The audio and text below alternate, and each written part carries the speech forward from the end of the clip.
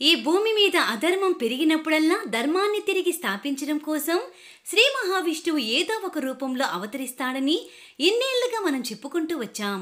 అయితే పురాణాల ప్రకారం శ్రీ మహావిష్ణువు యొక్క మొత్తం అవతారాలు 24. వీటిలో మనకు తెలిసింది దశావతారాలు 10 మాత్రమే. ఈ దశావతారాల్లో ఒక అవతారం ఈ కలియుగంలోనే పుట్టాల్సి ఉంది. ఇకపోతే ఈ దశావతారాల్లో చేర్చబడని మిగిలిపోయిన ఆ 14 ప్రసిద్ధ అవతారాల గురించి ఇప్పుడు మనం తెలుసుకుందాం. 1వ అవతారం హయగ్రీవ. హిందూ మతంలో హయగ్రీవ స్వామిని విష్ణువు యొక్క మరో అవతారంగా భావిస్తారు. 2వ అవతారం వేదవ్యాసుడు. వ్యాసుడు ద్వాపర యుగంలో జన్మించినటువంటి అమర ఋషి. ఆయన హిందూ పురాణంలోని 4 వేదాలను విభజించడం వలన అతనికి వేదవ్యాసుడనే పేరు వచ్చింది. 3వ అవతారం మహిదాస ఐతరయ్య.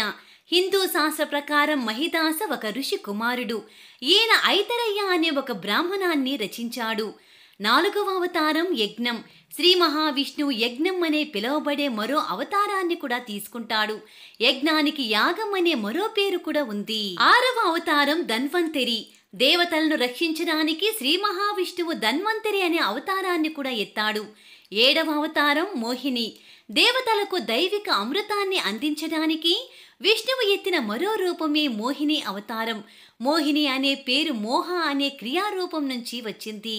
8వ అవతారం దత్తాత్రేయ. దత్తాత్రేయ అవతారం విష్ణువు యొక్క మరొక అవతారం. ఈయననే త్రిమూర్తి యొక్క అంశంగా కూడా భావిస్తారు. 9వ అవతారం సనత్ కుమార్లు. హిందూ మతంలో బ్రహ్మమానస కుమారుల్లో సనత్ కుమార్లు కూడా ఒకరు. 10వ అవతారం రిషభ అవతారం. దైవిక జ్ఞానాన్ని వ్యాపింపచేయడానికి విష్ణువు రిషభ అవతారాన్ని తీసుకున్నాడు. భాగవతంలో విష్ణువు 24 అవతారాల్లో లార్డ్ రిషభ్ అవతారం కూడా ఒకటి.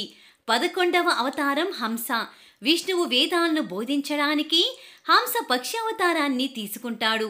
సనాతన ధర్మంలో లింగార్క సాంప్రదాయానికి మొదటి గురువు శ్రీ హంస భగవానుడు. 12వ అవతారం నర నారాయణులు. శ్రీ మహావిష్ణువు నర నారాయణులనే 2 కవళ్ల అవతారం ఎత్తుతాడు. విష్ణువు యొక్క ఈ అవతారం భూమి మీద ధర్మాన్ని పునరుద్ధరించడానికి వచ్చింది. 13వ అవతారం తాపస.